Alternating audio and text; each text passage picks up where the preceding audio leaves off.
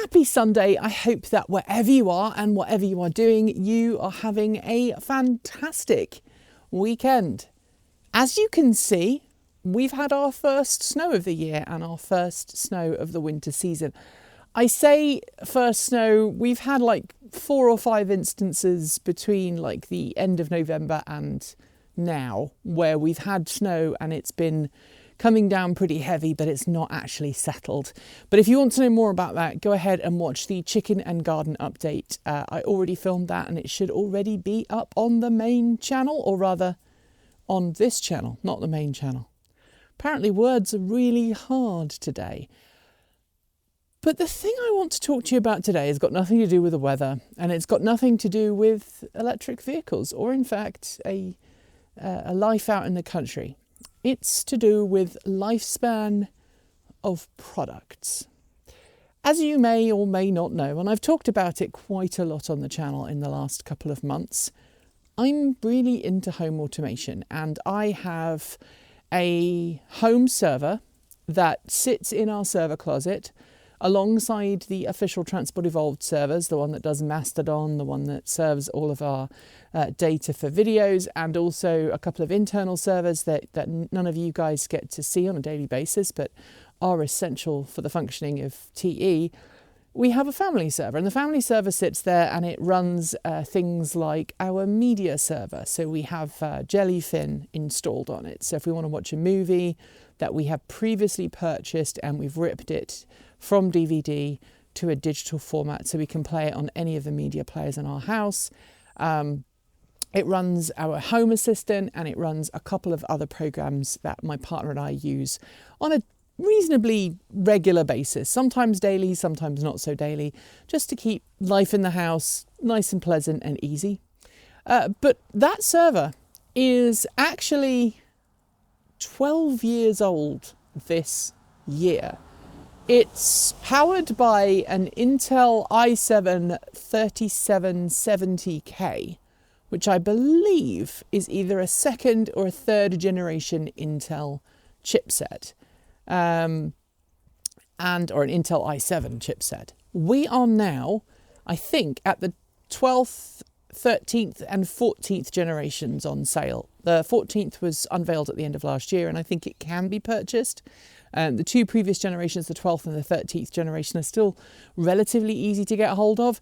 And we're actually in the process of speccing up a new computer to replace our aging server with a 13th generation i7. And hopefully we'll be able to leverage the efficiency cores for things like Home Assistant, so we're not using as much power, but also hopefully it will make things like transcoding media files a whole lot easier, because as you can appreciate, in the last decade, or the last 12 years in fact, video codecs have become more and more sophisticated, and some of the content that we are downloading and purchasing and transcoding is no longer at 780 or 1280, so 720 or 1280p, it's actually at 4K.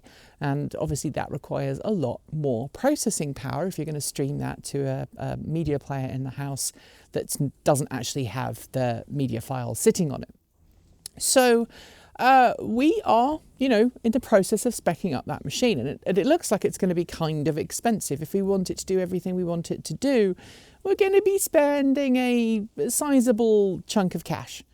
But I worked it out the other day, and it worked out to really not very much per day or per month if we plan on keeping that server for another 12 years. In other words, if we buy a server today in 2024 and we keep it running all the way through until 2036, that blows my mind. I will be in my 50s by the time that server gets retired. In fact, I'll be in my mid-50s by the time that server gets retired, and my wife will be in her 60s.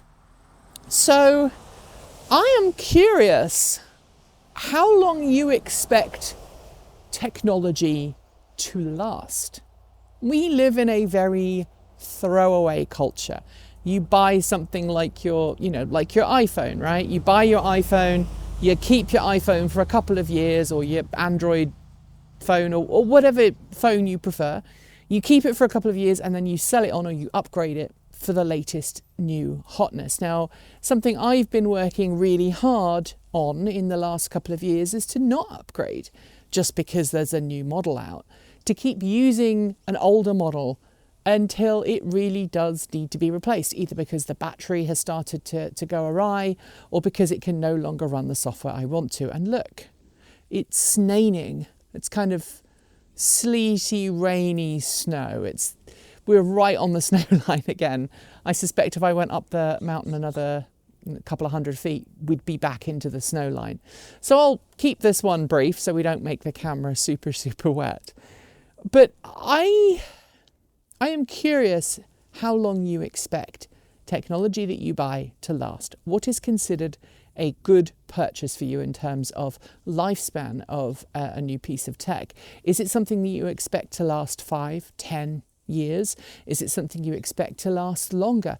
Do you only buy products that you know will last longer than 10 years?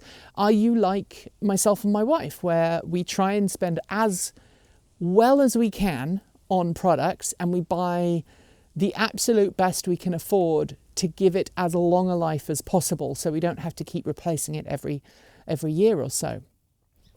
It used to be that, for example, televisions would last 10, 15, sometimes even 20 years. I have a television in our master bedroom that we actually brought to the US from the UK. We bought it in the UK. It would have been about 2004 when we purchased it. It was one of the very early flat screen Sony TVs. We replaced a previous CRT TV with it, so it was our first flat screen TV, and it still works. We packed it up and put it in our stuff when we moved to the US, and lots of people said it won't work in the US, it's not officially supported in the US, you won't be able to use a TV tuner in the US. And we knew we didn't want to use a TV tuner, and we knew that analog tuners were going out of style anyway, so we didn't care. It's been really useful for us because it's got a SCART socket on it, which you can't get in the US. And some of the old retro computers and gaming things we brought over from the UK use SCART. So it's really useful for us to be able to run old computer tech directly on that TV. But it still works. It's plugged into a modern Apple TV in our master bedroom, and we use it when either we're not feeling well and we want to watch TV in bed, or when, you know, we're in the bedroom and we're doing some other stuff and we're just keeping it like that. So it works, and I hope that it lasts another 10 years, and then I really will have got good use out of it. Some of my early Raspberry Pis are still in use, and the first generation Raspberry Pi, I believe, is 10 years old this year. So tell me, how long do you expect your tech to last? What have you got to last for more than a decade? Maybe it's an appliance, maybe it's a computer, maybe it's something else. And is that something that we should all be cognizant of moving forwards, instead of buying the latest and greatest gadget and then throwing it away every few years? Leave your thoughts in the comments below. And if you are affected by these massive winter storms that are passing through, I know this one is, all the snow's melting already. It was about 4 or 5 inches, but now it's about very little. But if you've had that winter storm passing through, tell me in the comments below how it was for you. Thanks for joining me today, and if you've got thoughts, make sure you leave them below in our Discord chat room, or you can reach out to us on Mastodon. Thanks to the amazing list of people scrolling by on your screen right now.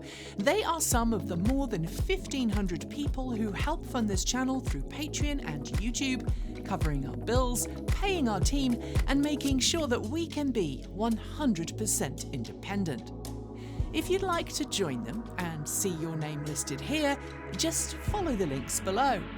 There are a range of different tiers you can sign up for, from as little as $1 a month, or if you pay yearly, about $10.08 per year. A huge welcome to our newest supporters: Tantalus A. Bond, Michael Baker, Christopher Lawrence, David J. Stober, Noah Tutak, and Ian Hoffman. To join the list and get your shout out, become a paid Patreon member for your week of fame. If you'd like to support us with a one-off donation, you'll find links below to make Ko-fi and Bitcoin donations, and we even have an old-fashioned PO box you can reach us at, address also below. And if you're in need of some swag, you'll find our swag store in the down below. This month, we're celebrating electric for everyone with an amazing new t-shirt design by our in-house artist and animator, Erin. Get yours today by heading to our Redbubble store. We've got some fantastic content coming up, so make sure you're subscribed on PeerTube or YouTube, and we'll see you very soon. We make new videos every Monday, Wednesday, Friday, Saturday, and Sunday. If you want more, the mighty algorithm thinks you'll like this video, but we all think that this one is also well worth a look. See you soon, and as always, keep evolving.